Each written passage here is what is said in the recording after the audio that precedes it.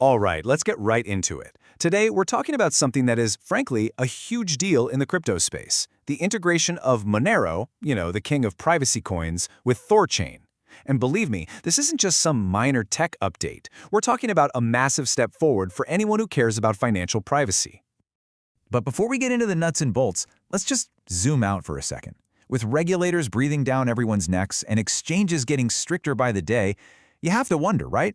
Is the whole idea of true crypto privacy just fading away? It's a serious question, and it's pretty much the reason why what we're about to talk about matters so much.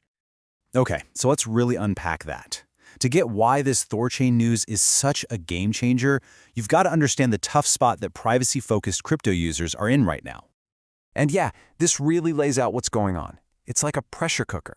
You've got regulators getting super interested in privacy coins. So what happens? The big centralized exchanges, or CEXs, get nervous and start delisting coins like Monero to stay out of trouble. This forces you, the user, into these strict KYC, know your customer rules, where you have to tie your real-world identity to your crypto. And that, of course, opens up the door to things like frozen accounts or, even worse, your personal data getting leaked. It's like the walls are closing in on financial anonymity. This chart breaks down the whole conflict perfectly. On one side, you have the centralized exchanges. And yeah, they're vulnerable. They're vulnerable to censorship, to data leaks, and they're a single point of failure. But on the other side, you've got decentralized exchanges, or DXs. And this is where the promise lies: self-custody. That means you control your money, not them.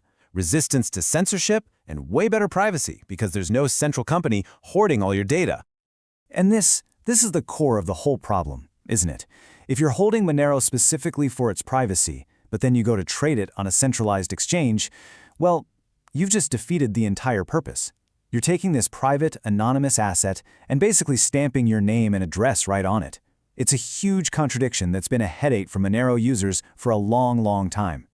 But what if there's another path? And this is where the hero of our story, THORChain, steps onto the stage. It's offering a really elegant solution to this exact dilemma. So, what in the world is THORChain?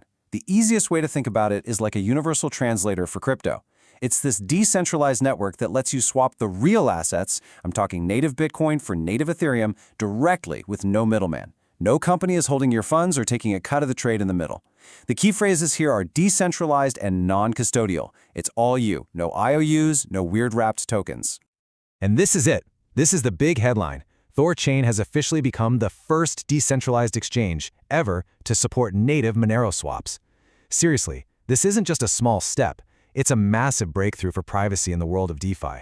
It's created a pathway that, honestly, just didn't exist before.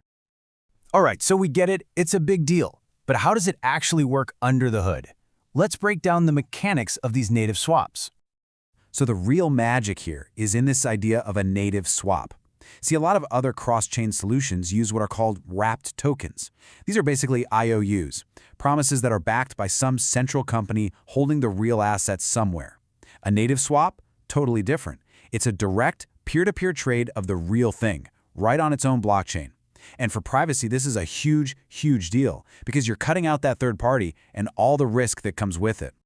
And check out how simple it is in practice. First, you send your native asset, let's say it's Bitcoin, into the THORChain protocol. Then the protocol does its thing, automatically swapping your Bitcoin for real native Monero from a big liquidity pool. And boom, that native Monero lands right back in your own private wallet. The whole thing is automated, it's decentralized, and your privacy is kept safe from start to finish. So now that we've covered the how, let's really dig into the why. What are the actual powerful benefits that this unlocks for you, the user? First, let's do a super quick refresher on what makes Monero the king of privacy in the first place. It's really a three-part system. You've got ring signatures, which jumble the sender's transaction up with a bunch of others, making it impossible to know who really sent it. Then you have stealth addresses, which create a brand new one-time use address for every single transaction, so only the sender and receiver know what's going on. And finally, confidential transactions hide the amount of money being sent. Put it all together, and you get a transaction history that's completely private and untraceable. And here it is, maybe the single most important point of this whole thing. Because THORChain is doing a native swap, none of Monero's core privacy features get watered down or compromised. The anonymity you get from Monero stays 100% intact through the entire swap. At the end of the day, this just opens up a whole new level of financial sovereignty. It means you can keep full control over your own funds. You can trade without asking for permission, without worrying about censorship or your account being frozen. You can build a diverse crypto portfolio completely anonymously. You can swap your private Monero directly for transparent assets like Bitcoin and Ethereum and back again across, more than 10 different blockchains now? It's incredible. And what's really cool is that this isn't just a one-off tool. It's a whole ecosystem. By letting people like you and me provide liquidity, it creates this robust, self-sustaining marketplace for private assets. And that makes the whole system way more resilient to all those outside pressures we were talking about earlier. Okay, so for our final section, let's pull the camera back and look at the big picture here. What could this mean for the entire future of private finance? This quote just nails the philosophy behind this whole integration.